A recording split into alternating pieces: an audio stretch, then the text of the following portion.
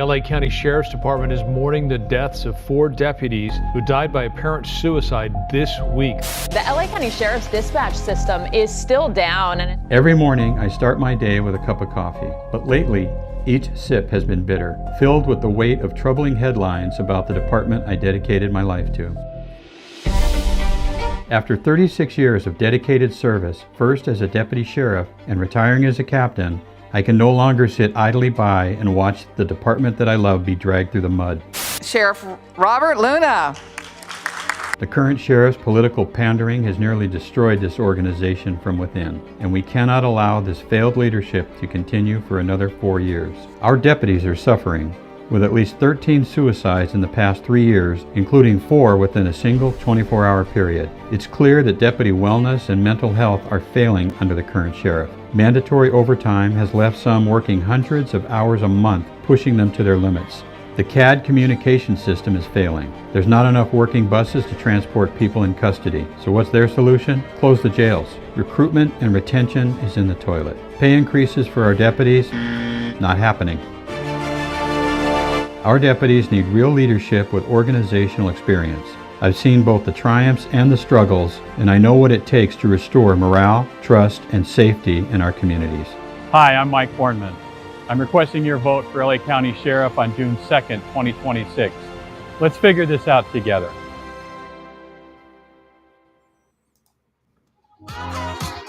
All right. What are you guys thinking? We got a full crowd here tonight. And you guys, this is it. This is the night. Mike, what's going on? I know some special stuff. What's going on, Mike? Who was that stud in that video? Who was that? You know what? I think it's been a long time coming, and it was probably the worst kept secret in the history of LA County. But Absolutely, it's kind of funny, you know. I go through all this planning, all this rigmarole to make sure everything's done right, and then LA explodes, and it's just, you know, what are you gonna do? Some people were saying, you know, maybe you should delay. I go, why? Something else is gonna happen next week and the week after that. You know, I might as well just stick my foot out there and get the ball rolling. So here I am rolling. Here we are. And this is obviously the big announcement. And up tonight, we're going to have this up here, this QR code. So we need some donations starting tonight. This will be the grassroots effort to get Mike's war chest. And we do need a war chest. So before all that, let's talk to all these people. And we got Randall and Kevin, the great Dale Hedges here. And let's see, GJ's here. Clay is saying hello, Sheriff Bornman. I like the sound how you doing, of that. Yeah, I like that too. And Zippy's going to be campaigning alongside you. Awesome, wonderful. My brain, and Rich Lewis is here. Bob Thanks, Rifkin, Rich. and only one anxious one. All right. Thank you, GJ, for donating. And I don't know if I got this one. Only one anxious one. Welcome, you guys. Tonight, we've got some questions for Mike. You guys can post your questions as well. And we'll ask Mike. I've got some prepared ones. But Mike, tell us about this QR code on the right there. Well, the QR code is the link to my life. You know, the only way to really get your message out in LA County, it's kind of a rigged game, you know, going up against an incumbent and being a relatively unknown dude. The only way to get your message out is through some funding so you can get to the people that you need to get to. And that's one of the reasons I decided to finally announce almost a year out, because, you know, there's 10 million people in LA County and like 4.5 million vote. And that's a lot of shaking babies and kissing hands, right? My wife tells me not to say it that way, but it's kind of fun. I would never shake a baby. All right. But it's a rigged game, you know, and there's estimates that you need $2 or $3 million just to get a level playing field with these guys. And even though the sheriff is historically unpopular, it takes a lot to get out to the folks who don't follow the sheriff's department as closely as all of us do. And, like I said, one of the reasons I decided to run was, even though I'm retired, I haven't lost touch with the brothers and sisters in law enforcement, and seeing what they've been going through for the last few years. I'm like, you know what? So much for Hawaii and the parties and sleeping late. I've had that, man. I got to get back and do what I can. Somebody's got to step up. I think I've got what it takes. I've got a lot of good positive feedback, and we're going to see where this baby goes. All right. So you guys see that QR code. All you got to do is put your phone up there.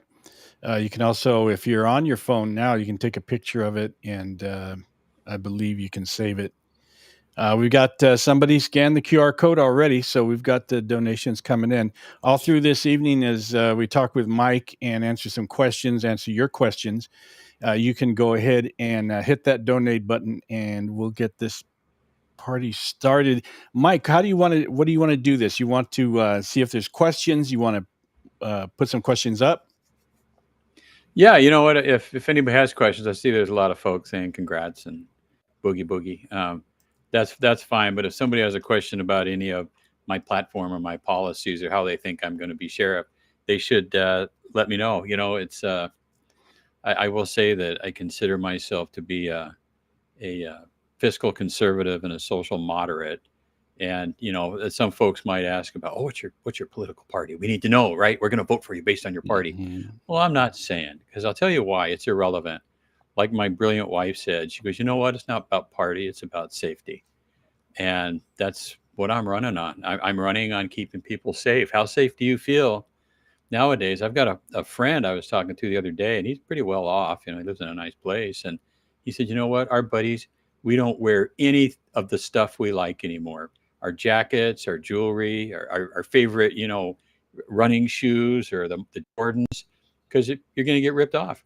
And they're always worried about being followed home and robbed and ending up in some, some violent nonsense somewhere. Imagine you're a mom with your kids. You go down to downtown LA a couple of days ago to go window shopping. Next thing you know, you're having a Molotov cocktail thrown at your head. It's out of control. And I really place a lot of the blame on the current leadership of law enforcement. And I think they're weak sisters. And sorry, guys, but it appears to me, I'm jumping over to your side of the road here for a minute, but my understanding is that Karen Bass was telling McDonald when they could, deploy or not deploy, and that makes her the de facto chief of police. Is that what we want?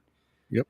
You go across to LA County. I mean, is that what you want? We've got a guy that he's risk adverse. I don't want to get too much into the man. I'll get into the position and the administration, but it's every time. I want people to watch this now. Every time the sheriff comes on and talks about this, it's almost like he's apologizing for law enforcement doing their jobs. Oh, we're so sorry. Gosh, it just, we're so sorry. And in the meantime, chippies are having these boulders thrown at them from off the side of the freeway. Mm-hmm. They're breaking into stores. They're, shooting, looting, and scooting, just like, back in the old days. And it looks to me like law enforcement got caught flat-footed. And I can understand that because everybody you think about it. We've only got 75% of our people on the sheriff's department, and they're worn out, they're tired, they're exhausted, they're frustrated, they're angry, and continually being sleep deprived. And now they're out there having projectiles thrown at them, expected to operate to the best of their ability, and they can't. And I personally see it. There was something. I'm going off on a tangent, but okay. There's a press conference, and McDonald was there in his McDonald voice, and I think I think Bass was standing right next to him, pulling a string, behind his back, and Luna's there, and McDonald was talking about how disruptive it was to have the federal government come in without telling them, and I'm like, dude, do you have a phone? Could you have called and said, hey, what's going on? Can you guys tell us? Because we feel like we're flat-footed. And, but just standing there and bitching about it and complaining about it. and talking about, woe unto some of these illegal criminals that are in the country. It's like, dude, what?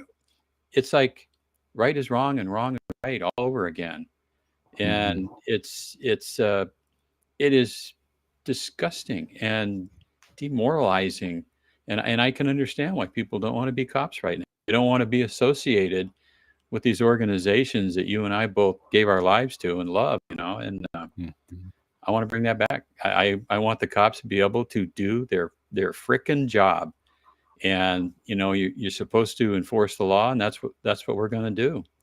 If somebody needs a sting ball thrown at them, they're going to get a sting ball thrown at them. Nothing wrong with that. And I will say that these folks that are protesting, I understand. There's some people that are like, they took Uncle Billy, and now his kid's sitting home. Where's Uncle Billy?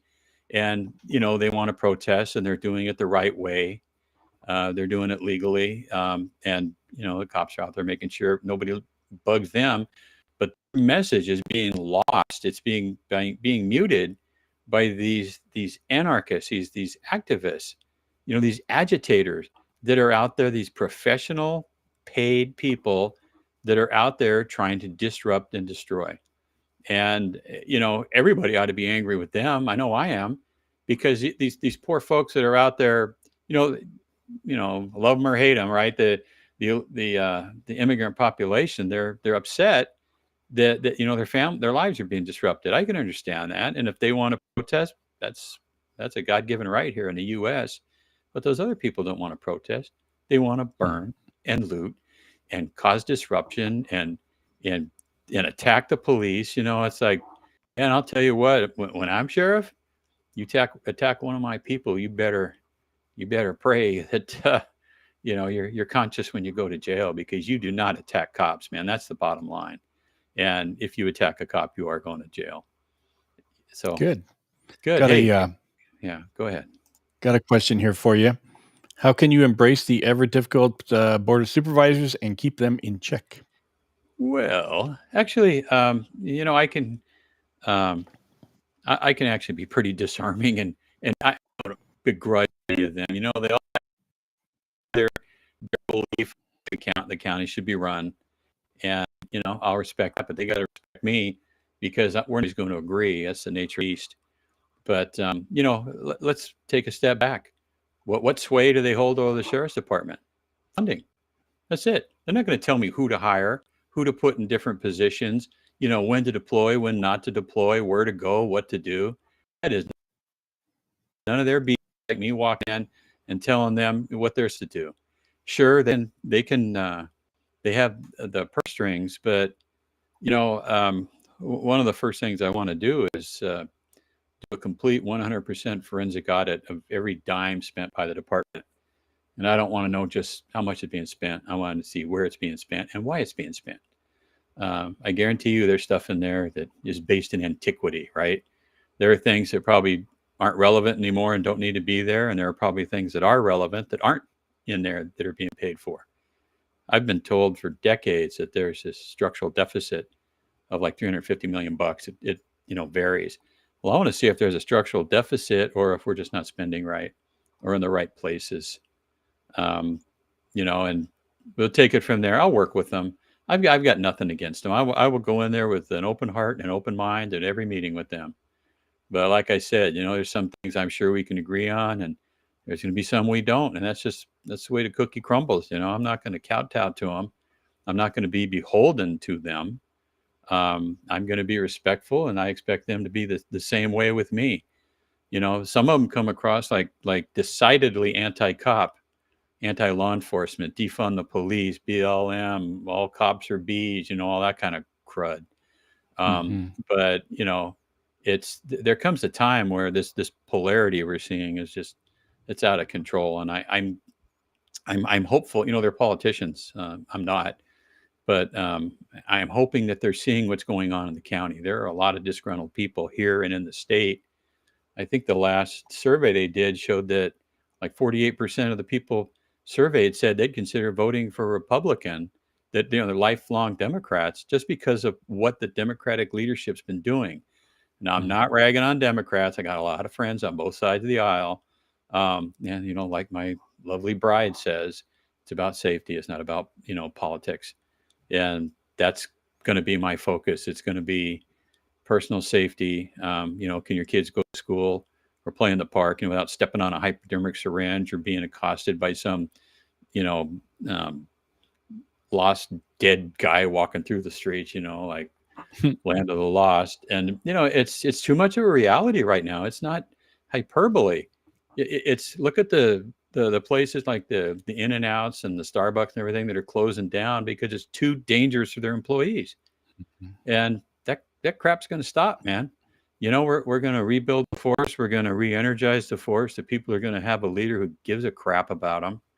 And that's one of my main reasons. I think that the people have been, our people, deputies have been pushed around and shoved around and beaten down long enough. And something's got to give. The organization isn't healthy right now. And you can't help the community if you don't have a healthy organization. And we need to just take a step back and reevaluate. And I'll tell you what, I will do some reevaluating, and things will get fixed pretty quickly. We got people clicking on the QR code. Keep it going. We got to build up Mike's war chest. He's got a big battle ahead of him in the next year, and your donations help immensely. Let's go to this first question, Mike. In your view, what are the most pressing issues facing law enforcement in Los Angeles County today, and how do you plan to address them if elected? I think I have an idea who might even have asked that question. But you know what? I think the most pressing issue, honestly, you distill it down, it's funding, lack of funding. Anything that you want to try to do, extra patrols, extra people, new equipment, the drones and anything else you want to do, it all comes down to money, baby. And I think attendant with that is the fact that law enforcement has lost respect of a lot of people in the public behind this incessant, just this drive to demoralize and demonize the police. And it's, lack of personnel is a big one, right? We don't have enough people. We can't hire them. We can't retain them. It's out of control. And, another thing is with the sheriff's department in particular, the training, we're not keeping up with state mandated training, required by post. I think we're in like the 60 percentile. And it's like, and then you're going to hold people responsible for training. You're going to hold people responsible for the way they work in the field, and you're not going to train them and give them the recurrent training that they need. I mean, it's just, like I said, it's all backwards. And, but yeah, the big thing is polarization we're seeing in the anti-cop sentiment. I don't know. Man, I tell you what, anybody that's like these folks, you'll see them, they'll pop up, F the police, F you, F that, get out of here, pig, oink, oink. It's like, brother, who are you going to call when you got a gun pointed in your face? And my statement to them would be, you might not like us, but we're here if you need us. Right? That's just the way it goes. I mean, even those that hate us deserve to be protected and deserve to be safe. And maybe with a little more of a safety blanket, they'll have time to reflect about their prior actions and learn to appreciate the fact that we are here. We're here to help. We're here to take care of them. We're here to keep them safe. We're here to keep their kids safe, and grandma and their wives and sisters and brothers. That's what we do. It is a big task to be a cop in modern America, and people, I want people to understand that and see it. One of the biggest recruiting things that we used to have was our own personnel. I'm sure you're the same on the other side of the street there. You got a bunch of cops love their job, they're going to tell their relatives, their friends, their brothers, people they run into, man, law enforcement is the greatest job in the world. And it is. It's just hidden right now behind all this bogus baloney. But you know what? People aren't doing that anymore. People on the department, they're not doing that. They're retiring early. They're going out IOD and staying out. They're lateraling to other agencies, taking that $150,000 of training we gave them with them, or they're just throwing their hands up and say, screw it, this isn't worth it. So there's a lot of issues with law enforcement today. If you'd asked me 10 years ago, I would have said crack cocaine, or something like that. But man, yeah, It's 40 it's years oh ago. God, oh, made me feel older. But it's more nuanced than that. There's a lot of things that go into it, and a lot of societal upheaval right now, and this polarization where it's like, okay, cops over here are bad. Yeah, but who are you going to call? Well, we're going to call the cops. It's like, all right, sure, whatever. Like I said, you don't like us, but we're here if you need us. Got a good question from a hot button issue from Kevin Oh, Kazan. How will you get hold of the overtime crisis? that I don't think it's as difficult a subject as we might think.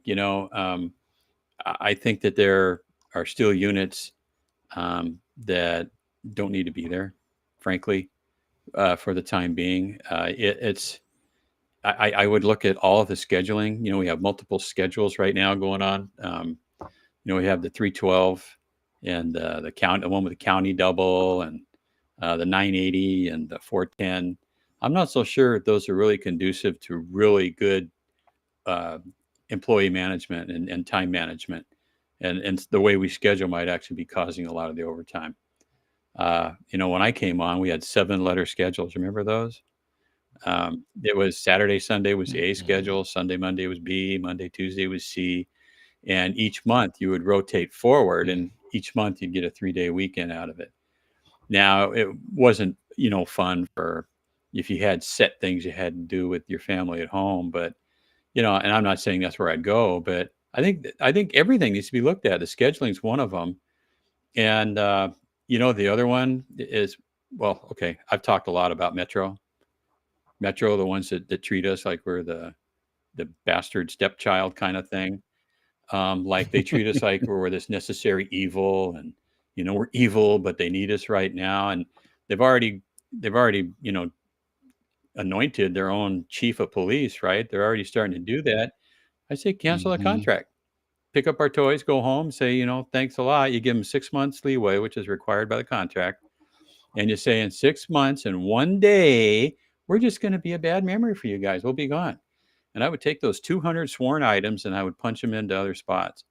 And the bottom line is, a lot of some of the metro still goes through county area, and we'd still be there to help, but we wouldn't be treated like the bastard children anymore. And we've got other contracts or things that we do that I'm not so sure they're really helpful for the sheriff's department and where we're at right now.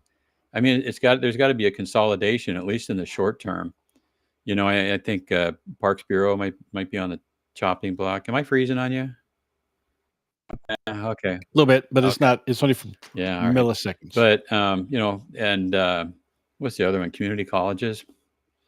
There are things that can be addressed, but the biggest thing is we have to start hiring again, and the only way to do that is to stop the bleeding on the sheriff's department. And by stopping the bleeding, I mean we need to have our people want to come to work. We want them to be healthy.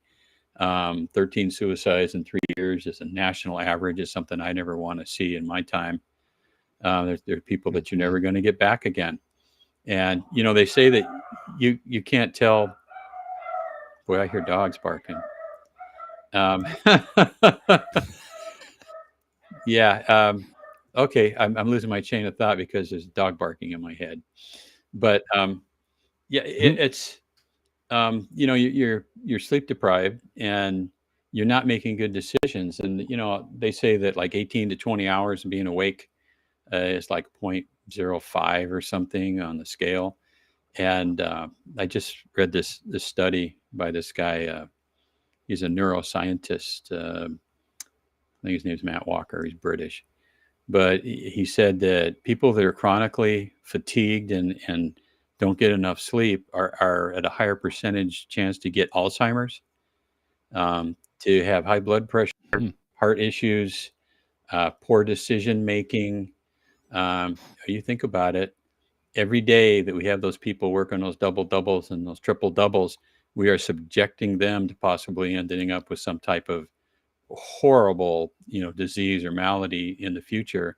And just knowing that would give me pause. I'm like, brother, there ain't going to be any more triple doubles, that's for sure.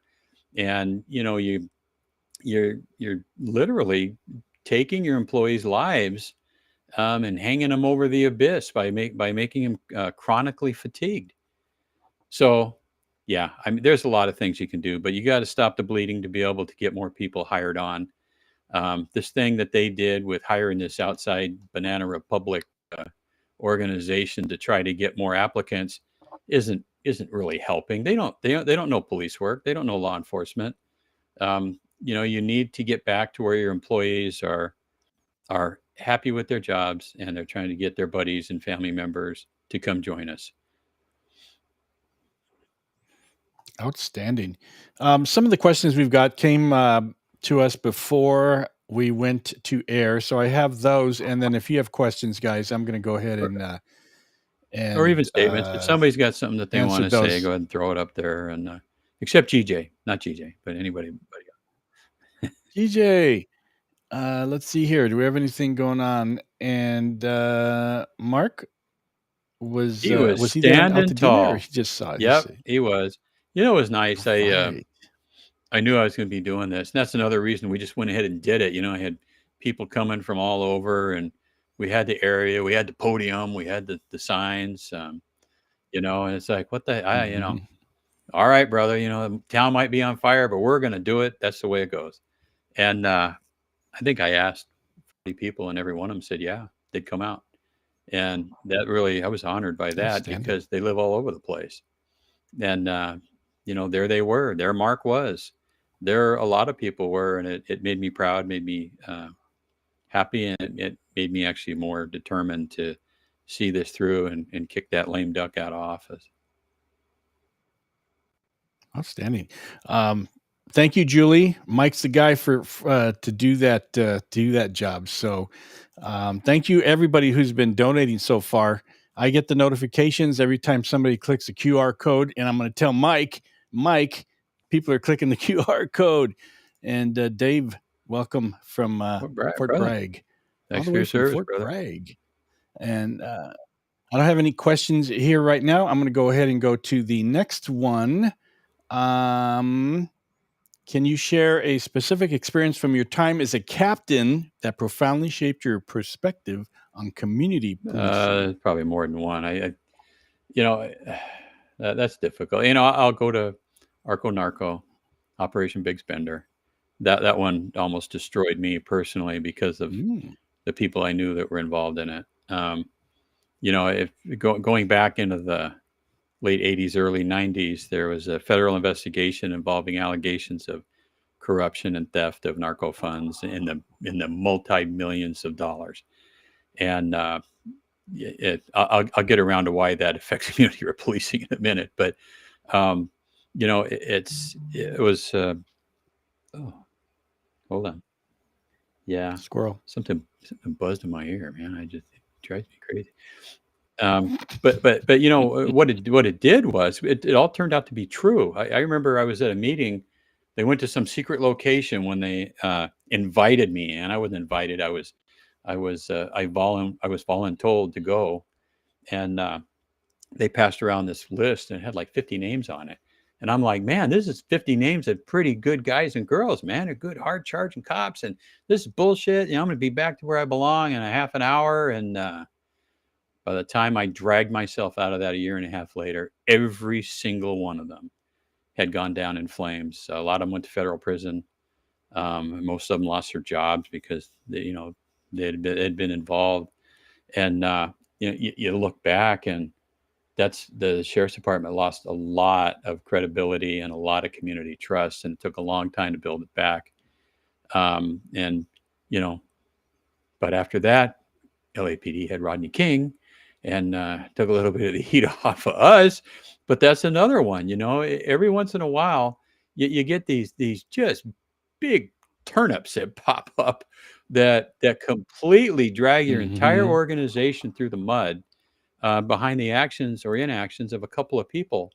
And it takes a long time to get the community trust back, and it's it's like you're working daily to make sure that, you do the job right, your people do the job right. But, every once in a while, man, it's stuff like this happens. And anyways, that's the big one. Thanks, Rich. Thanks, Juno.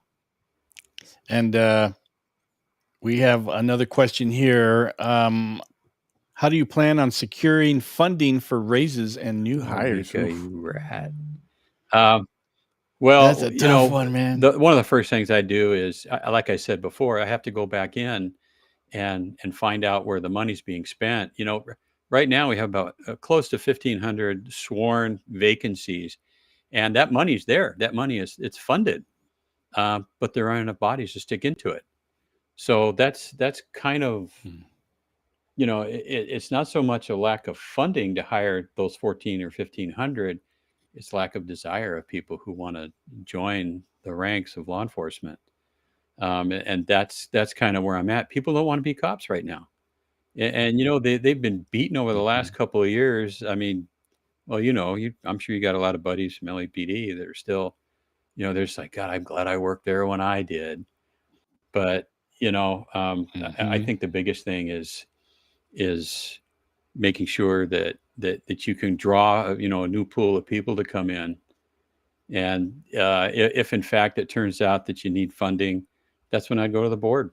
I've got no problem doing that whatsoever. Like I said, I mean, one of the first things I do is a forensic audit. That's phase one. Phase two would be determining what gets to go and what needs to, stay, what needs to be brought into the funding. And if it turns out there's a structural deficit, I'll go and I'll show all that documentation to the board. I'm not going to go to them half-cocked, because they'd have every right in the world to throw me out of my ear if I didn't do my research first. So, once I've got the research in, and let's say there is a $350 million structural deficit. Hey guys, this is where we're at. We can't continue to do this. It's unsustainable. Every other department leader is required to stay within their budget. So are we. I respect that. But for us to do that, we're going to have to cut ding, dang, and dong. And every one of those is going to be taking away, the ability for us to keep people safe, to keep things secure, to walk the beat, to walk the jails, to make sure everybody's getting their Title 15 requirements and everything. So that it would fall on the board if it comes to that. And they're going to have to take whatever money in the pot they have to figure it out. But I can't help but think, the Sheriff's Department budget, when I joined, I think it was less than $2 billion. It was like 1.8, 1.9. And it's $4 billion. I mean, that's probably more money than some countries spend every year. And, there's money there. And like I said, I think an audit will shed a lot of light on where it's at and where it's been going, and take it from there. But, Mika, you're right. And take care of my niece. Yeah. Okay. So that's that. We have another question, and comes from Problem Solver. Who on the board of supervisors do you have a relationship with, though? Forensic audit already being done by Luna. You have to already have a relationship to get Well, I things disagree done. with you, Problem Solver. I would be surprised if Lunatic is actually doing the type of audit that I'm talking about. I know for a fact that one has not been done. I know people in the department, and I know people close to the money. If he's doing one, that's fine. Who do I have a relationship with the board? I don't go down and hobnob with the board. I've met a couple of them, but who am I to them? Once I'm sheriff of LA County, they'll know me. And I have no problem forging relationships. And, I think you also, other than just a relationship, I think you also have to have the ability and the wherewithal and the drive and the determination to get things done. I've gotten a lot of things done with people I've never met before until I started working on them to get things done. I'm not concerned about that at all. And, if I would like to know their definition of forensic audit, to be honest with you, because it's, like I said, it's every penny, and not just where, but how much and why. Thanks, Mika. I think they will. I know they do, as a matter of fact. Like I said, I'm not just some dude that walked in off the street. I spent 36 years of my life on that department. I know how it operates. I know how it works. I know the pulse of the department. I keep in touch with all ranks of people that I know. They're not happy right now with this administration. I think they're sick and tired of this administration. And it's. I think it's going to be a good day when this administration is in the rearview mirror. To be honest with you. Let's go with another of our pre-submitted questions. Given the recent discussions around police accountability and reform, how do you envision fostering transparency and trust between the sheriff's department and the community it serves? Like I've said, I think what you need to do is you need to go back to the future, and you need to do what law enforcement is supposed to do.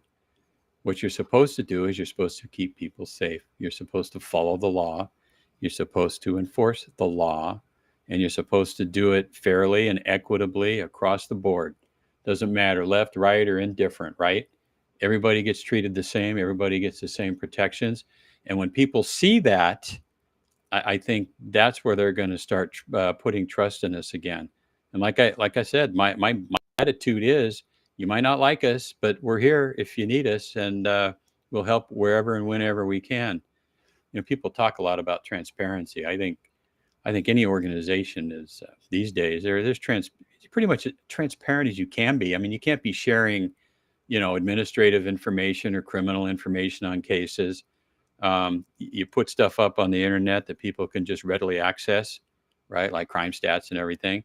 But I think the biggest thing is the boots on the ground, the people who are doing the job, going out and people seeing that we're professional. We've got good equipment, our working equipment. We're not driving around in these ragtag beat up cars, relying on the ragtag beat up CAD system, things like that. I would like to see a more uniform appearance with our folks. I think that right now it's, do you wear that outer vest? Don't you? Is it made out of nylon or is it made out of cloth? Or it just, I don't know. It doesn't. I don't like it that much because I think we're a quasi-military organization to begin with, and uniform means uniform, which means everybody wears the same thing. And I understand that there are some different aspects of police work that require people to wear different working gear, and I understand that. But I got to say right now, if we want to talk about stuff like that, there will be no more wearing of the pride patch on the uniform sleeves. Absolutely not. It's a uniform for a reason. If one of our folks wants to participate in the parade like they have been, right on, go for it. I don't care. I might authorize some type of lapel pin, that's got that design logo on it and everything. But you're not changing the uniform for for special occasions like that. It's not going to happen. Outstanding.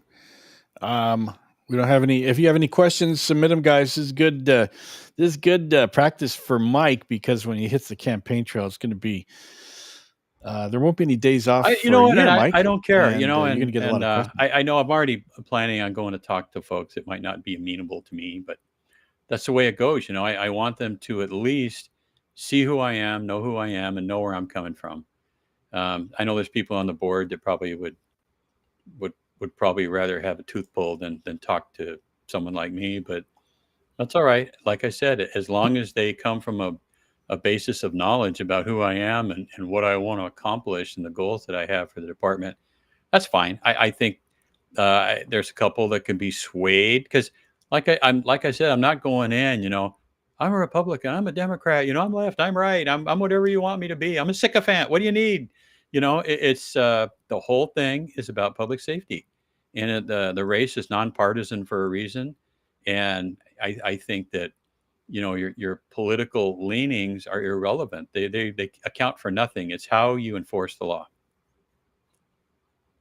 Hey, Roscoe, what's up, brother? Yeah, good man right there. We got a response to your uniform message. I love hearing about the uniform and appearance while in uniform. No beards or arm tats visible. Yeah, we went to that. Well, not just arm tats, hand tats. I know a kid. He's got to wear like these part gloves on because he's got tattoos on the backs of his hands. And again, it's a uniform appearance. And yeah, the thing about the beards and the droopy mustaches and all that kind of stuff, some guys they wear that as part of their job requirements, right? Like the narco guys, undercover stuff. That's okay. The only time that becomes an issue for me, there's nothing you can do about it. Like, we're so short on personnel now. If you got some bearded, tatted dude putting on a uniform to go down and make hay with these people that are agitating out there, that's the way it is. I'm not going to make them shave their beard off for that. But I agree 100%. I see some agencies across the country, and it's not a uniform professional look. And I want to get back to that. We talk about how we're a profession and a proud profession, and we've got these traditions and everything. And some of that stuff I see, they've got cops someplace, the guy just sporting earrings and the beards and the Fu Manchus and all the tattoos all over the place. I'm like, come on, guys. Uniform is uniform, man. And that's the bottom line. I want all my cops to look the same. I want them all to be professional. I want them all to be responsive. I want them all to be healthy and happy and well rested as well. Mm-hmm. There you go. GJ, I don't know what the questions were. Go ahead and resubmit them, and we'll take them from there. And Anani wants to know what's your stance on predictive policing. I think it has a place. I think, we have people on the department, they're crime analysts, and I'm assuming that's what she's talking about, where, if burglaries are happening in a certain area during a certain time, you might beef up a little bit. You might do a little more surveillance. You might do some undercover stuff. I'm all for that. But, the big thing, the mainstay of law enforcement is visibility. You get out there and you get visible, you shake and bake, and there aren't enough deputies in the field anymore. I know that arson crimes are way up, and a lot of them have to do with these homeless encampments and these knuckleheads lighting a tree on fire, so they can see at night. It's a lot of that has to do with there's no cops out there. You can't see them. So predictive policing in that respect would actually be a good thing, because you can see, you've had 5 fires in the Gulch over there where the homeless encampment is, 4 Mondays in a row. Well, you go over there Monday and you find out who the heck it is, right? So my stance is it's a valuable law enforcement tool. Outstanding. This question is going to be really difficult, but I'm going to give it to you, Mike. Silver or gold? I am not going to be McBuckles II, that's for sure. I was absolutely against it because, it's like Titanic's going down, brother, and let's make sure we've got some gold buckles on those uniforms. They're there now, and that was an expense. I'm not going to go back and change that, at least in the foreseeable future that I see it.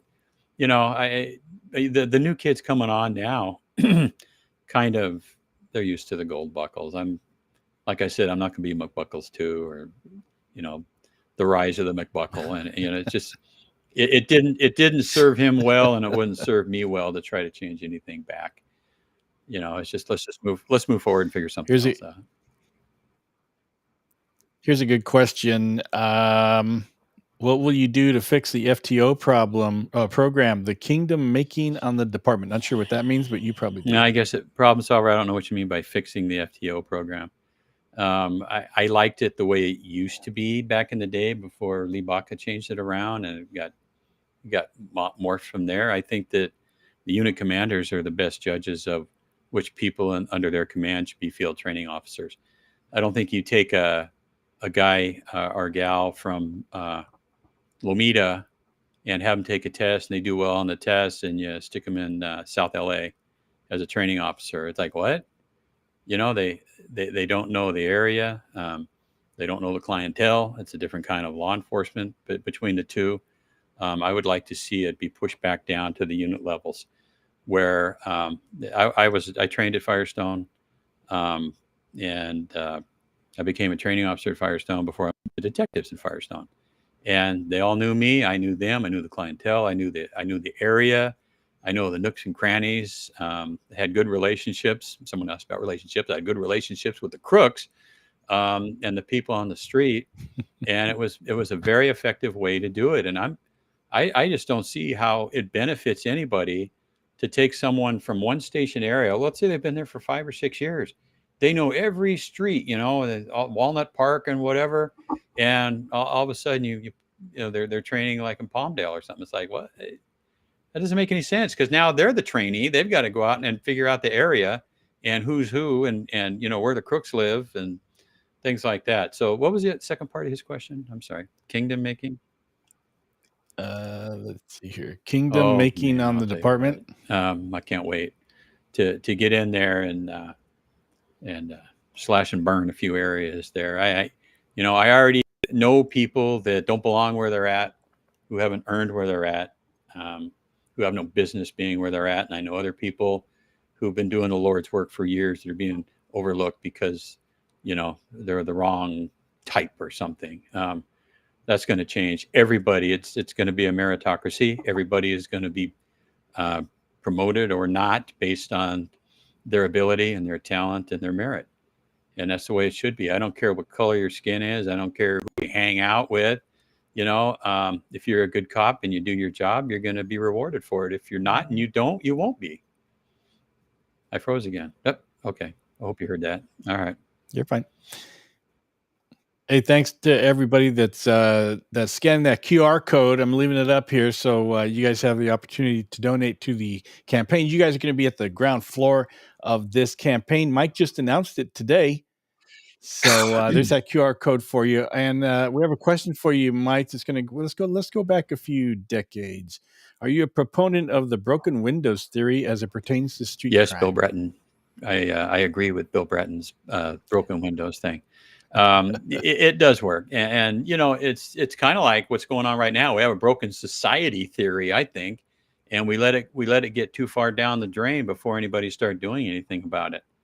Thankfully, the people in the state of California and LA County are starting to wake up to it. But it's true.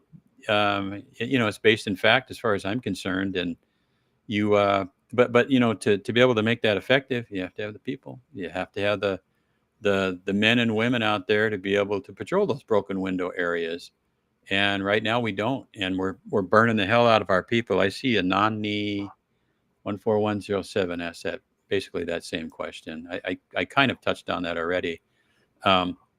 Excessive overtime burnout it's killing our people. It really, and literally, like I said, that study that I reviewed, and there was actually a podcast by this guy that it scares the jabbers out of you when you realize how important sleep is to your brain and to your mental and physical health. Mm-hmm. And in fact, one of the things he said to illustrate it, he said that Margaret Thatcher and Ronald Reagan were very vocal about the fact that they only got 3 or 4 hours of sleep a night because they were so busy doing, everything for their countries.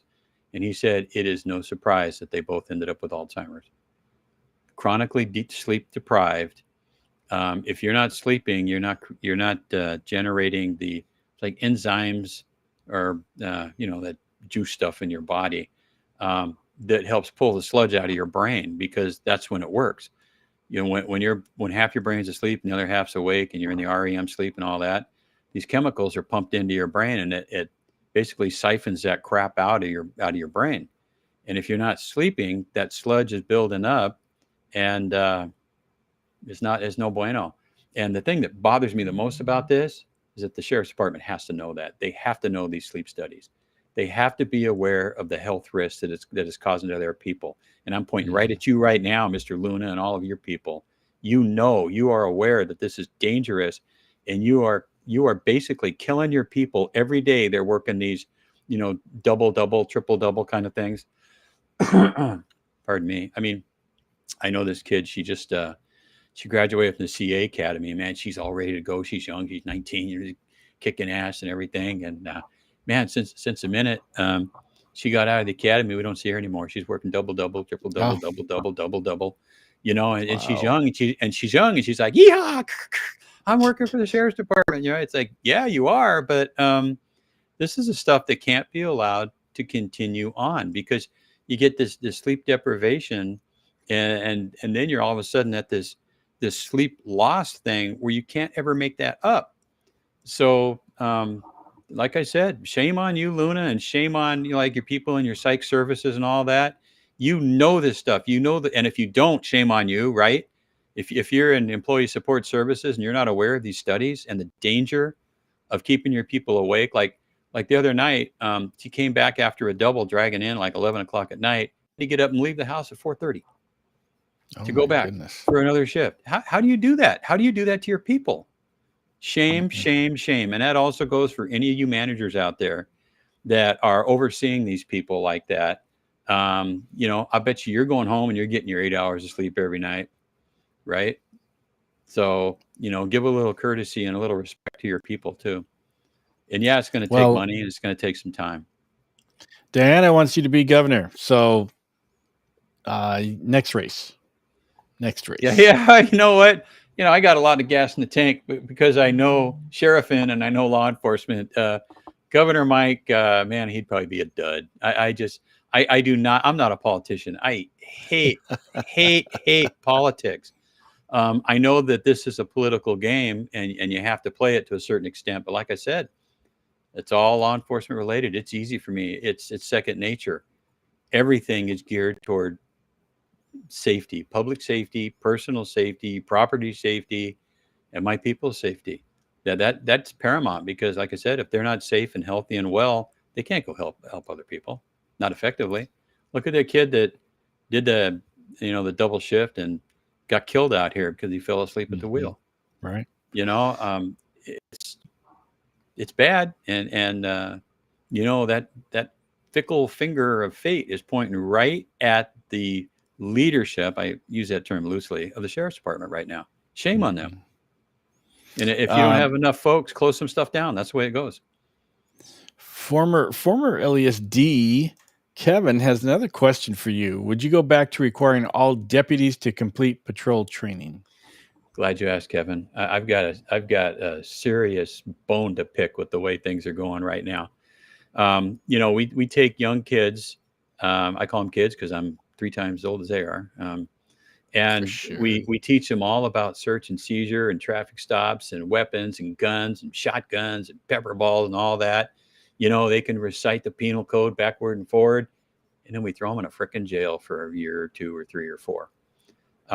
What I would like to see is, right now we have a percentage of custody assistants to deputies that are required in the facilities. I would like to see more CA heavy jails, because I know a lot of custody assistants and they are as professional as they come. It's their job. It's what they do. But they don't even have a path toward advancement. You don't have a 2-stripe CA or a 3-stripe CA. I'd look at that. I think that if you give them incentive and a chance to advance a little bit, you get a better, happier, healthier employee, and it gets the deputies out of custody and out on patrol where they belong. I would really like to see all of them, all the deputies. Actually, what I'd like to see in the future, custody assistants are in the jails, deputies are in the street. Mm-hmm. That's going to be a little bit of a battle, but I don't know who would want to fight me on it, because I would give them, I give the CAs an opportunity of advancement, and I'd get the deputies or the cops out in the field as quickly as possible. What we learn is perishable skills. And if you teach some young buck or buckaroo out there to shoot the gun and do the low crawl and self-defense and yeehaw and all this, driving fast and everything, going through the skid pans in the driving training and everything, you need to throw them in the jail for 3 years. You forget that stuff, or you're not as proficient. And you want to sign on to be a cop, you're a cop, man. As far as I'm concerned, it's done, right? LAPD, they graduate and they go straight out to patrol. Yep. I'd like to see our people do that. And if somebody wants to be a custody assistant, go be a custody assistant and be a darn good one. And when you decide you want to, go into the Sheriff's Academy and become a deputy. But there's people out there, and it's just, we have to reset everything with the department, because it has flipped so tremendously bad over the last several years. It's just, like somebody mentioned about the buckles. I mean, that's that guy's legacy. Mhm. His legacy is I got those buckles changed out and ain't nothing they can do about it. Right? It's I know people were they were looking at possible discipline if they didn't get the buttons on their belts changed to brass. It's like whatever. There were bigger fish to fry, and I'm gonna be frying some fish. I got a question here that came in before the show, and I like this question, Mike. It brings Uh-oh. us current. What is your take on the current civil unrest in Los Angeles County regarding immigration and customs enforcement operations, particularly with the arrival of the National Guard and Marines to maintain peace? Yeah. You know what I look at it. No matter what the reasoning is behind why they're here, I think that they are actually a good thing. Um, I think that we're operating with very low staffing with the sheriffs and LAPD, who are the main bodies that are involved in all this. And it gives them an opportunity to get some rest, and it gives them an opportunity to take some time off from the front line. The National Guard and the Marines, they can guard perimeters, right? They can stand there and look very professional, and they can do the job. And I think that's great because they're augmenting what is a depleted, unhealthy workforce for the sheriffs and LAPD.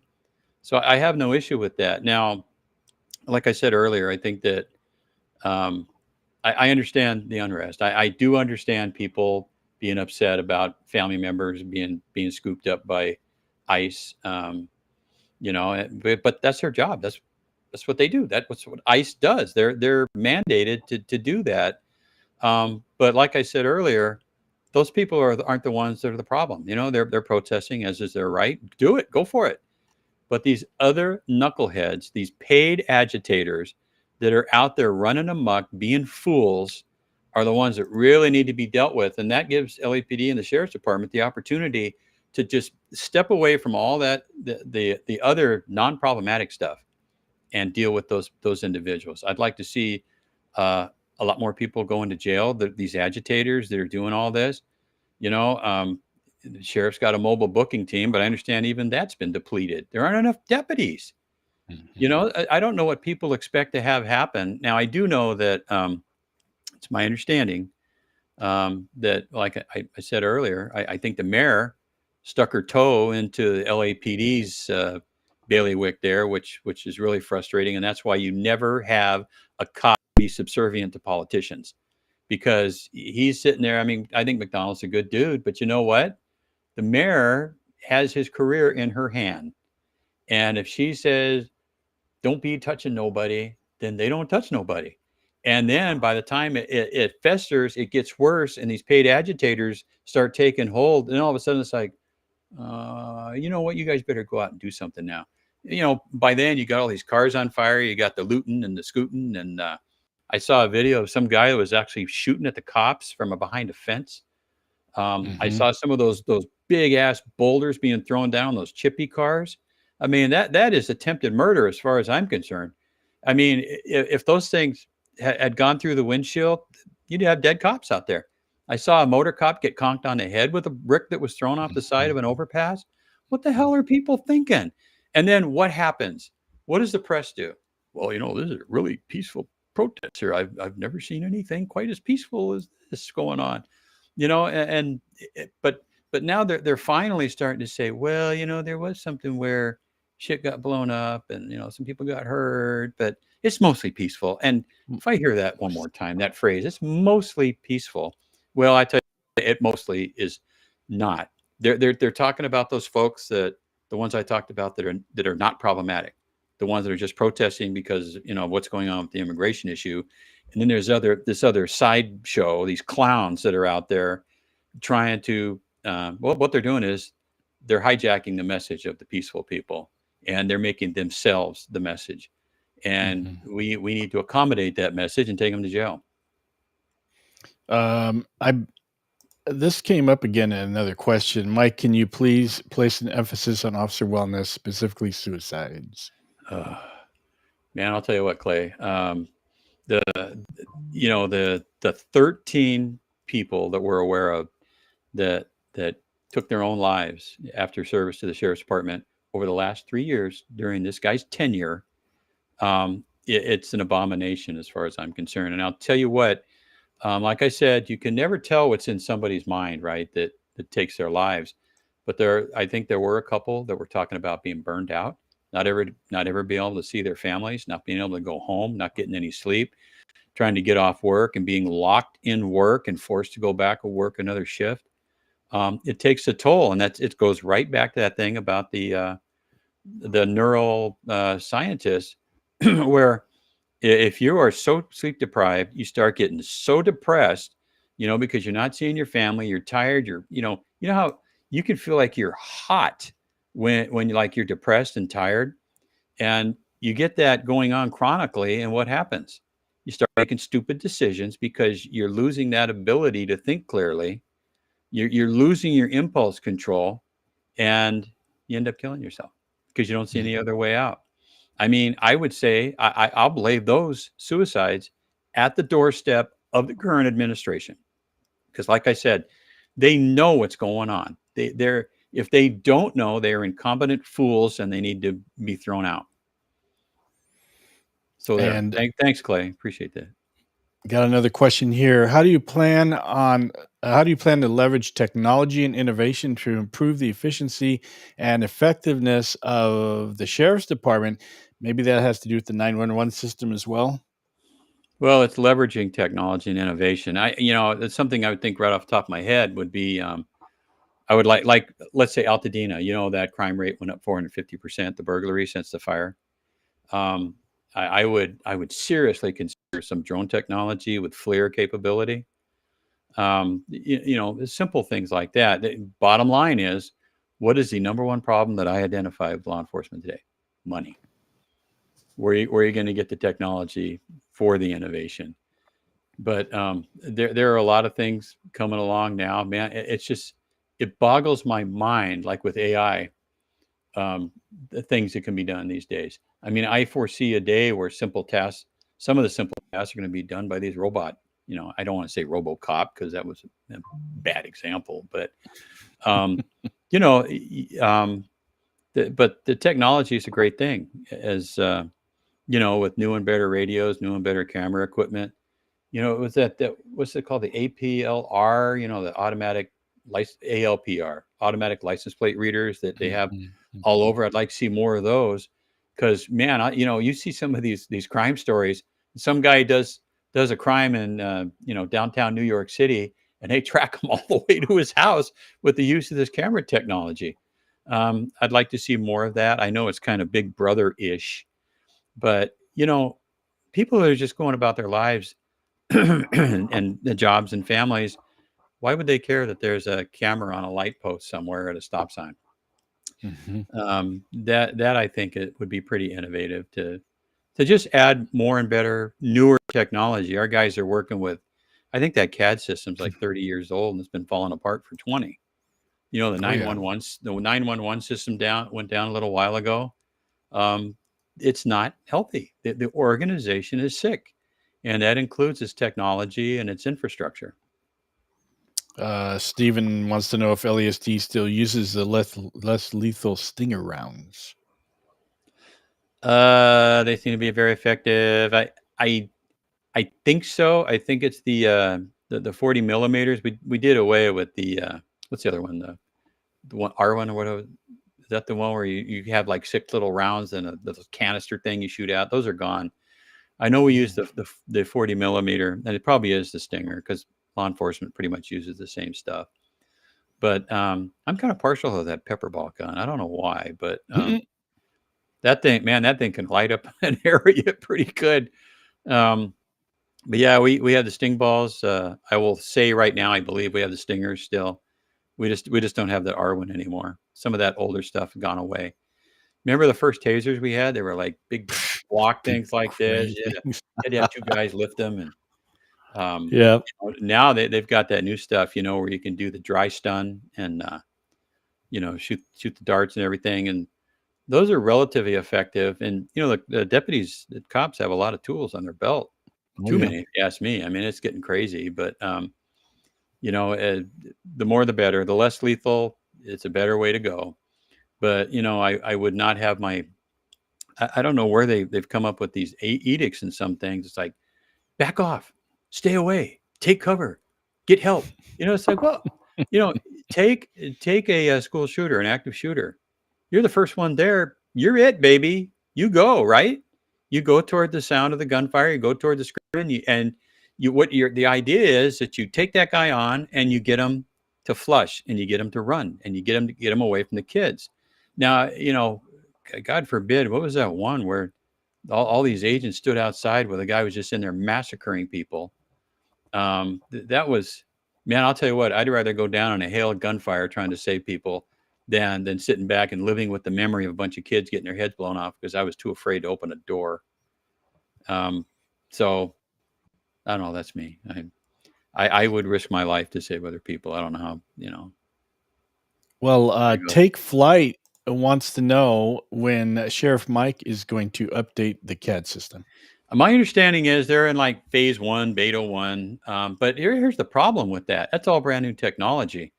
And the Sheriff's Department communication system is huge. It's probably bigger than some countries' communication systems.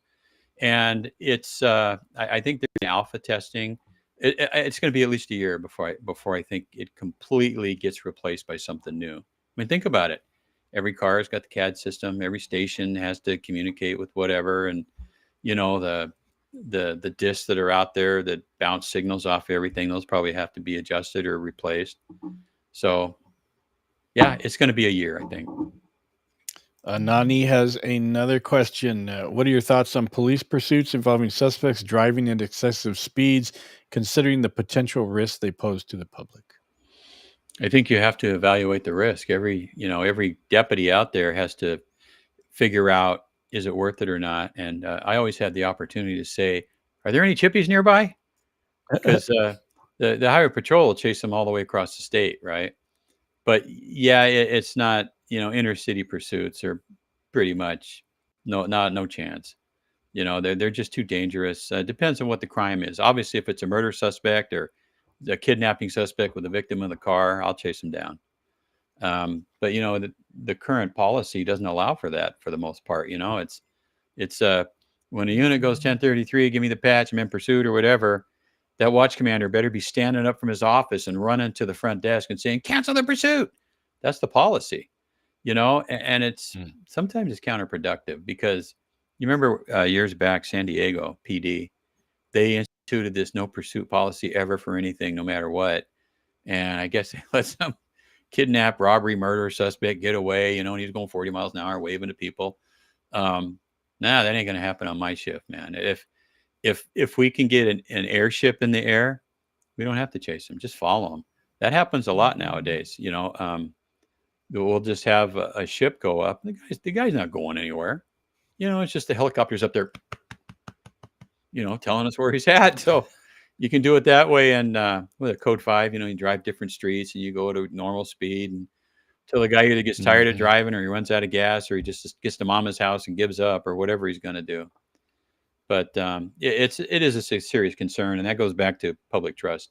If you're out there getting in all these T-bones and killing people and crashing into stuff, public's not going to trust you. You got to be smart about what you do. And high-speed pursuits in city areas with a lot of people, just not going to happen. Another question for you. Man, on a lighter note, what's your favorite way to unwind after a long day in law enforcement, and how do you think it helps you in your professional life? Mike, besides walks on the beach, that. Hanging out with Zippy. I never unwind. Some of my no, I mean, it's like, what do you do? I'm not a drinker. I'm not a smoker. That probably disqualifies me in some circles, but I plan trips. I like to, take vacations once in a while, decompress, hang out with friends, hang out with neighbors. I do like to work in the yard. I play chess. I read, I play golf. I do stuff like that. Helping me in my professional life, it keeps me sane. But I'll tell you what, when I was on, I loved my job. I hated having 2 days off in a row. I just sit there and go, please, please, please, please, call me in. You need me, here I am. And I'm still kind of like that way, man. I love law enforcement. I love the sheriff's department. I love the people that work there, at least the line staff, the management and leadership teams need a little reworking. But yeah, I mean, that's my life. Brother Trevor Kirk has a question. What are your plans in regards to deputy discipline? Do you have plans to incentivize good police work, i.e. proactive police work? What's happening, Trevor? Trevor, of course I do. Actually, I don't want to even give this idea to the current leadership of the department, but let's talk about the Palmdale Lancaster consent decree, or whatever you're going to call it up there. They're 9 years into a 4-year program, and I've read the consent decree. I've read the progress books that they've done, and frankly, I don't see much use in trying to continue playing their game there, because they'll move the goalposts. It's like, because once you've achieved a goal with them, I'm freezing. Okay, once you achieve a goal with them, then they'll be like, what about, are we getting close? Oh, you guys are that close. Oh, you almost made it, because they're getting a paycheck, and it's very expensive for these settlement agreements, because we are paying the monitors who are overseeing the progress or lack of progress. And I think that from what I've seen, the sheriff's department has substantially complied. And you know what I would do? I would go to today's DOJ and tell them, if you guys aren't satisfied with what we're doing, we think we're there. Let's go to the judge. Let's go to court. Take us back to court. We got to get out from underneath some of these things. And I think there's been a serious, good, hard effort to get things done. But as far as proactive police work, that's how I was brought up. That's what I did. That's what I do. I expect my cops to be out there snooping and pooping and going down alleyways and talking to people. And, if somebody's going to attack you or get in your face or take a punch at you or whatever, I hope they made their peace, because they're going to jail. There's a sheriff in Florida. Was it Grady Judd? I think it is. And he said, if somebody decides to shoot at my police, they better plan on getting shot. Right? Couldn't have said it better. He's also the sheriff that said, they asked him, why did you shoot the suspect so much? And he said, we ran out of bullets. Why'd you shoot him 42 times? We ran out of bullets. We ran out of ammo. But police work is not a pretty thing sometimes. You get somebody who, you're just trying to contact, and they're getting in your face and you're pushing, you're sticking your feet, it's like, you either got to move or, they took away the 148, right? And what was it, the 49? Yeah. They took away the 148. Well, I don't see why, because the second you do that, you start going through this decline of ability to do your job. Because people get emboldened by that. Hey, that cop, I can actually shove him, and they're not going to do anything about it. Not in my LA County Sheriff's Department. You don't. I want my people to be the best trained, the best equipped, the best educated, the best professional cop they can be, and I will let them, until they prove otherwise, do their job to the best of their ability and the way they're trained. Now, every once in a while, somebody has a brain fart, they'll do something stupid, but there's a difference between making a mistake and doing something bad on purpose, right? I understand mistakes. I've made a big handful of my own, but I've treated them all as learning lessons, and like with Trevor's story here, the thing that pisses me off the most about his is, after all is said and done, after the kid gets frickin' convicted, this lame ass, weak ass sheriff comes out and goes, "Oh, I'm going to request that he only get probation because of all of these things that he didn't have. Like, he didn't have the right training, he didn't do this, do that." It's like, well, where the fuck were you? Oh, pardon my French. Where the heck were you? 2 years ago, when the feds are looking at it and you had this exculpatory information, why didn't you come forward then? Why did you wait until the kid gets dragged through the mud and all of this happens and his life's destroyed, to come out and say, I think he should get probation because, we really didn't do our job right with him. It's like, what the heck are you thinking? So I would wager that today's DOJ, under the same set of circumstances, would not have filed that case on him. So, that's the kind of stuff that I would caution and look out for. I'm not going to be, routinely walking across the street to the Fed and handing cases over to them. We handle our stuff in-house, and I have great confidence in the line supervision to do their jobs because they're professionals. You need to let them act like they're professionals and don't treat them like they're potential liabilities. That's what this guy does is at the top right now. He's like, I got a helicopter mom over all of these people because somebody might do something to make somebody feel bad, or somebody might have to use force. Somebody might have to punch somebody. Oh my God. That's like I said, I mean, every time he talks now about what's going on in downtown LA, you listen to him. It's like he's apologizing for law enforcement doing their job. Hey, Dave, it's just, it's like, I'm so sorry. I'm so sorry that we have to clear that street. And oh my God. Oh, I feel so bad. It's like, dude, move aside. Somebody's breaking the law. Somebody's disturbing the peace. We get in and we take care of it. That's it. It's done. Mm-hmm. You don't just stand there with your thumb up your body part. You let your people do their job, because why else do we have them? Why else do you have cops if you don't let them be cops? Yep. Hey, Trevor, we just wanted to let you know that you're in our prayers every day, and you're never far from our hearts, man. But thank you for joining us here tonight. That means a lot to us, and obviously we're here for you too. All day. I'm sorry. All day, every day. All day. It's Clay's asking, is the QR code on a website? And we still got people clicking that QR code. So I get notified every single time. Thank you so Clay, much. Go to CaptainMikeBornman.com. All one big long sentence, CaptainMikeBornman.com. You'll see the website. It hasn't been updated yet to show that I am running for sheriff, but it will be up probably by tomorrow. But the QR code's there, and the QR code's like this big.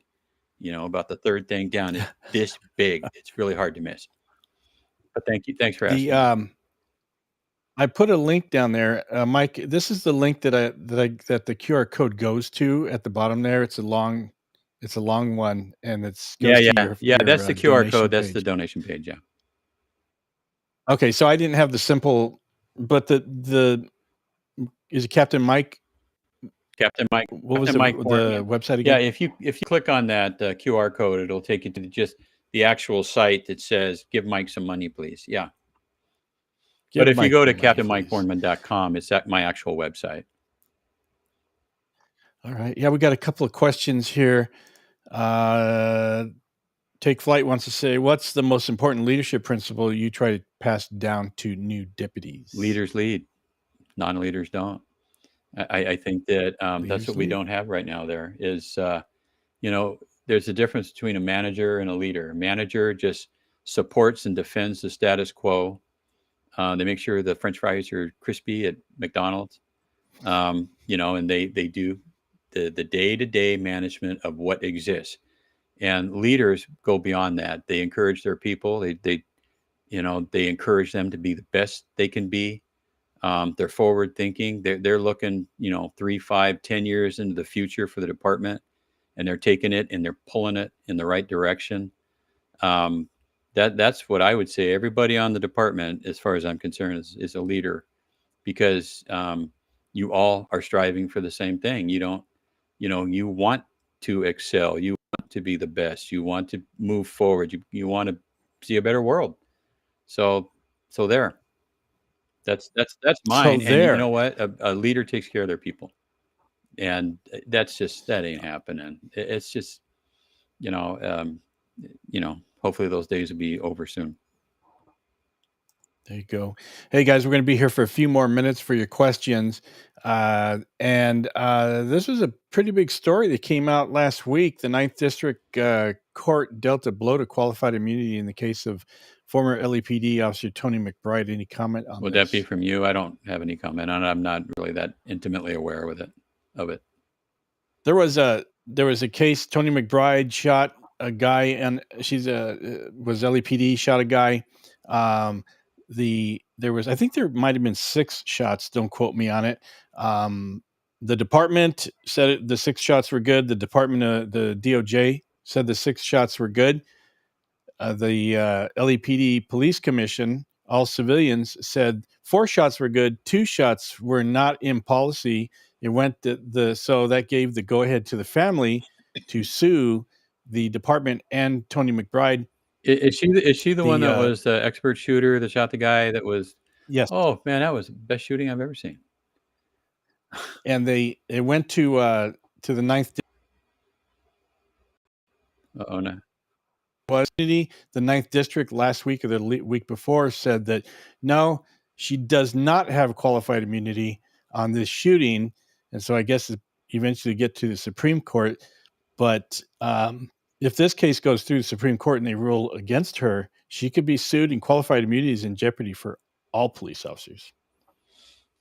Yeah. Well, I mean, that is a blow. It doesn't mean it's going to be lost, but again, it's that slow drip of things that are going against the department, and eventually, what's going to happen is you're going to reach that tipping point, right? It's just that slow degrading of professionalism and what you're allowed to do, what you're expected to do, and yeah, one day you're going to reach that tipping point. And what's going to happen if qualified immunity gets thrown out the door? It's going to be even harder to hire people. Why would anybody want to be a cop? Anything you do, even if it's right under the current law that you're operating under, they're going to change the law. I mean, well, interesting side. I'm sorry. How do you win? Go ahead. I'm sorry. Go ahead. Interesting side story was when in 2020, when Karen Bass was in Congress, she authored a bill called George Floyd Justice and Policing Act, and her big push on it was to remove qualified immunity from police officers, and now she's the mayor of Los Angeles. Yeah, well, it's funny. I mean, you'll have something happen in Snakeshit, Arizona, and they'll try to pretend that it's something that's a national problem with the police. Next thing you know, you get the feds jumping in, and something that happened in some Huckleberry town ends up becoming law for everybody. And they're just setting dangerous precedent after dangerous precedent. Yeah. Well, we're getting some good. They're scanning your QR code, Mike. I feel like we're the grassroots of this campaign. Well, the proof is in the pudding, baby. Thank Right? you, guys. Thank you, everybody, for. Let me see if we have any extra questions here. Let me see. Stephen S. is right. I agree 100%. There's a time to de-escalate and a time to escalate. And you shouldn't have to stand there and flip a coin to decide which one it is. You should know immediately. I think the sheriff's policy now is I think you have an obligation to try to de-escalate. Booyah, booyah, sir, stop shooting at me. Hold on a second. Booyah, booyah, okay. What if I back away? Here, take my car. There's times that ain't going to work. It's not feasible. It's not realistic. And anybody that thinks it is someone that's never driven around a radio car. We got one more question here from the outside. Lastly, if you had to summarize your vision for the future of law enforcement in LA County in one sentence, you only get one sentence, Mike. What would that be? It would be that the sheriffs are going to be allowed to do their jobs, they're going to be allowed and expected to keep the peace, keep people safe, and do it professionally and legally and according to the Constitution of the United States. Period. I like it. That's all the outside questions we have. And if you guys have any last minute questions, this is Bob Rifkin, he's right too. He always pops up with these one-liners. The one about make a decision. You see that one? Yeah, I saw it. Okay, that's from Sherman Block. He would come to the supervisors meetings for sergeants and above. I did not know that. What I want to tell you is what you need to do is good, bad, or indifferent, make a decision. That sounds We'll exactly like sort Sheriff. it out. We'll sort it out later, but do your job and make a decision. And he's right. You use the best information at hand to make a decision, and That's all you can that's do. the way the lollipop goes, right? Well, I don't think you plan on retiring anytime soon, but what's the best city and state for a retired cop? That's a tough one. That's a No, tough you know one, what? man. Yeah, it ain't that tough. I've got good friends who you're retired. They used to stick around. I've got them in Idaho, Arizona, Nevada, Texas, Alabama, Tennessee, and Florida. There you go. Take your pick. I don't know, man. I'm at that age where I want to kind of like be able to see stuff that I've seen for my whole life, and it would be weird going somewhere where I don't know anybody. Like, so a few have moved to Tennessee, and it's like, what? How? Why? What? I like my LA Dodgers. I like the Rams. I like the Kings. I like the Golden Knights. And they're all over here on the West Coast. So, I think I'll be sticking around, and I don't think Zippy would want to do anything like that either. I think, and she is the boss, so I got to do what she says. That's right. Well, we've been on here for about an hour and a half. I'm going to take this last question and then find out from you what's next on the campaign trail. Take Flight seems to be studying you. You oversaw the education-based incarceration program. What measurable impact did it have, and how would you expand it countywide if elected? Man, you know what? I'm not so sure it had that much of an impact early on, because all it did was just categorize all of the inmate programming into one unit. What I would like to see happen, in fact, what I would make sure happens, is we need to have more sustainable and more realistic jobs training for people in jail.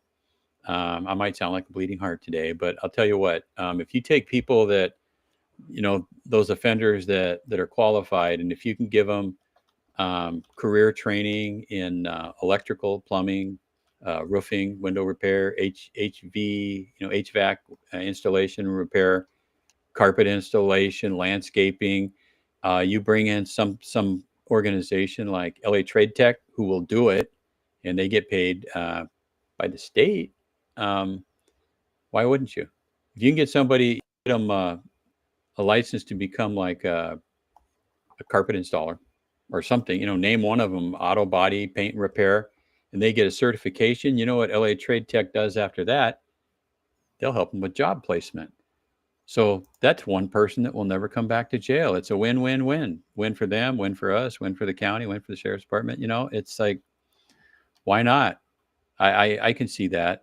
We did some things as far as trying to find suitable housing for people getting out of jail, like vets, which is important, but we didn't have enough. We didn't have enough housing for them. So it was in its infancy while I was there, but I would like to see it expanded and improved.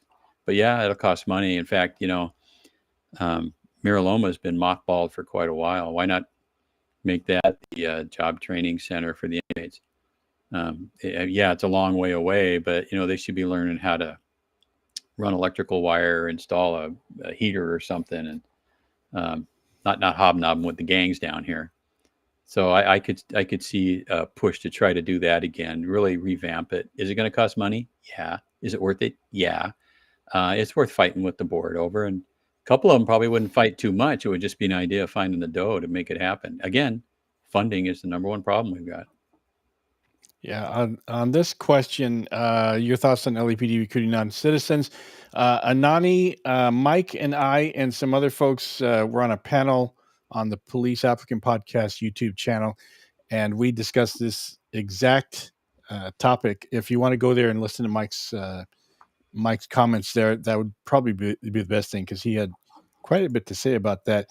And Mike, last question, and then I'm going to go to you with what's going to be on the calendar. Dave Alsat says, Sheriff Mike, we will not hold your bad choice in sports teams against you. So, dude, not everybody can be an Oakland A's fan, all right? You've got some votes here. Outstanding. So today was the first day, the announcement And what's going to happen in the next year or the next month? Man, What's you know, happening, man? you know what? I jumped in early for a couple of reasons. One of them was the county is so freaking big that you really need a lot of time to go out and start, meeting and greeting with folks and looking for that all important contribution and name recognition, right? So, what I'm going to be doing, let's see, we're in June, probably June into September, October. It's going to be finding organizations that I can go talk to and try to drum up support and, frankly, money from organizations. After that, it's going to get much more heated. I think, that's when it gets closer, that's when you start going door to door. And 4.5 million doors are a lot of doors to knock on. You're going to see us start ramping up and getting in the news a little bit more and making more statements. And, I'll talk to anybody. I don't care. I mean, there's a couple that I wouldn't because I know where they're coming from and all they want to do is bash law enforcement. So they can do that on somebody else's dime. But, that's what I'm going to be doing. I'm going to be a busy boy. I'm going to keep my calendar full. If anybody out there has groups or organizations you want me to talk to, I will. I'll go to backyard barbecues. I don't care. Anything you got going on you think might help push the program forward. Amen. Amen. Thank you guys for being here. And just an FYI, 1019, the Watch Commander channel will be going dark for at least the next year because Mike would have to squeeze 2-3 minutes out of a day in the next year during the campaign trail. But yeah, so we'll keep an eye on Mike. Get a hold of me. We'll post stuff on the channel and things like that. But if they want to get a hold of you, it's Mike. Is it Captain Mike Bornman? Yes. .com. CaptainMikeBorman.com. And also, I plan on doing some short little snippet kind of videos of things, things that are important. Like, I really think it's important that, like, people in LA that have LAPD, a lot of them don't even know they vote for sheriff. I know some pretty smart people who live down in a beach city in the LA County, and they're like, "Oh, we got our own PD. We don't vote for sheriff." It's like, well, yeah, you do. So it's going to be a lot of informing people and educating about that. I'm going to go out and shoot some videos like the one that we had done at the beginning, that ad, which I think is pretty cool. Just to kind of keep my name out there. And we're going to be doing a lot of social media platforming. It used to be slate mailers. The people just throw those in the trash nowadays. They don't care whose face is on it. And TV ads are prohibitively expensive. So you're not going to see a whole lot of that unless I run into somebody that just robbed a bank. But other than that, I think you're just going to be getting tired of seeing a lot of me. And we can do that on this channel too, if you want, or we can do it on yours, when I start doing some meaningful little snippets. Yeah, they're going to be meaningful for sure. They've got to be meaningful or I'm not going to do them. They have to be. And CaptainMikeBornman.com. And do you have anything on social media? I think you have something on Facebook, and maybe is there something on Instagram?